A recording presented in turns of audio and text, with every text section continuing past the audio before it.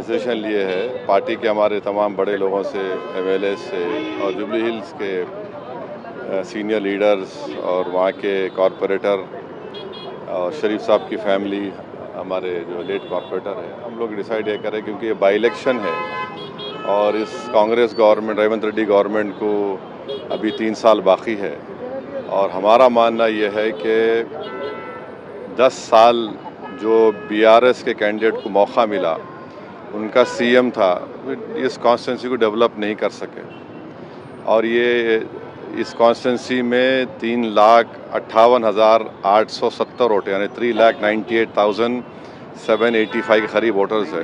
हाँ, तो यहाँ पर डेवलपमेंट ज़रूरी है और जुबली हिल्स में डेवलपमेंट के लिए, क्योंकि अब ये बाई इलेक्शन है, ये रिज़ल्ट की वजह से तो कोई गवर्नमेंट गिरने वाली नहीं है ना, गवर्नमेंट बनने वाली है और 10 साल यहाँ की जनता ने बीआरएस कैंडिडेट को मौका दिया, वो कंप्लीट फेलियर साबित हुए। और दूसरी बात यह है कि ये बाई इलेक्शन नहीं होता था अगर बीआरएस लीडरशिप उनके लेट एमएलए को टिकट नहीं देती, क्योंकि 2023 में वो बीमार थे, सब जानते थे, मगर उसके बावजूद भी आप उनको टिकट दिए। तो यहाँ पर जो अभी इलेक्शन है, सेंटिमेंट क्या है? डेवलपमेंट का है, जुबली हिल्स डेवलपमेंट का सेंटिमेंट है। 3,98,000 वोटर्स का सेंटिमेंट है, एक कैंडिडेट का सेंटिमेंट नहीं है यहाँ पर। तो उम्मीद करते हैं कि यहाँ पर एक अच्छा डिसीजन आएगा जिससे जुबली हिल्स में इतने बड़े स्लम्स है, हर वार्ड में civic communities, sewerage line, storm water drain, anganwadi centres, hospital, खबरस्तान की ज़रूरत है। तो मैं समझता हूँ कि ये एक अच्छा मौका है इस कॉन्स्टिट्यूंसी को डेवलप करने का, क्योंकि 3 साल अभी है इस गवर्नमेंट का, ये बाई इलेक्शन है। बीआरएस तो बिल्कुल नाकाम साबित हुई 10 इयर्स में और उन्हीं के पार्टी के कई लोगों को दबाया गया और उनको मजबूर किया गया कॉन्स्टिट्यूंसी छोड़ने के लिए। तो मगर एमआईएम पार्टी इस इलेक्शन में हिस्सा नहीं लेगी। बीआरएस यहाँ पर जुबली हिल्स के डेवलपमेंट के लिए हम उम्मीद करते हैं कि एक अच्छे कैंडिडेट को सपोर्ट करेंगे। आप कैंपेन करेंगे सर जुबली हिल्स में? नहीं, मैं कैंपेन नहीं करूँगा।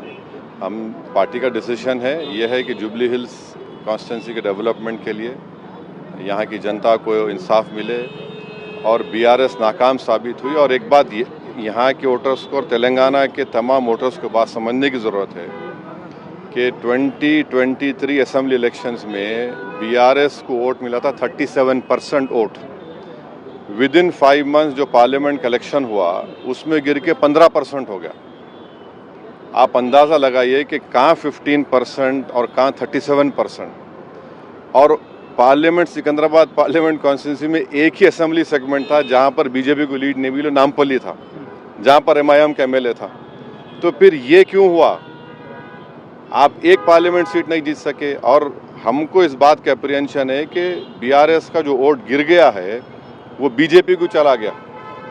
तो इसलिए भी बहुत ज़रूरी है कि जुबली हिल में यहाँ पर बीजेपी को रोकने के लिए सब लोग मिलकर मेहनत करें। सर यहाँ पे एपी डेवलपमेंट के लिए, बीजेपी को रोकने के लिए और जुबली हिल्स की जनता को रोकने के लिए। और 10 इयर्स वेस्ट हुआ बीआरएस, उनका सीएम, उनका एमएलए, आप डेवलपमेंट नहीं कर रहे और ये बाई इलेक्शन है। सर यहाँ पे आपका कम्युनिटी जितना है उतना एपी के सेटलर्स भी बहुत ज़्यादा है, किधर किधर। देखिए, ये इलेक्शन डेवलपमेंट का है। मैं नवीन यादव को ये बोला कि आपकी कामयाबी ये होंगी कि आप हर समाज को साथ लेके चलो, चाहे अपर कास्ट हो, बैकवर्ड क्लास हो, माइनॉरिटीज़ हो, मुस्लिम्स हो, दलित्स हो, सबको लेके आगे बढ़िए। Thank you. बस चलिए।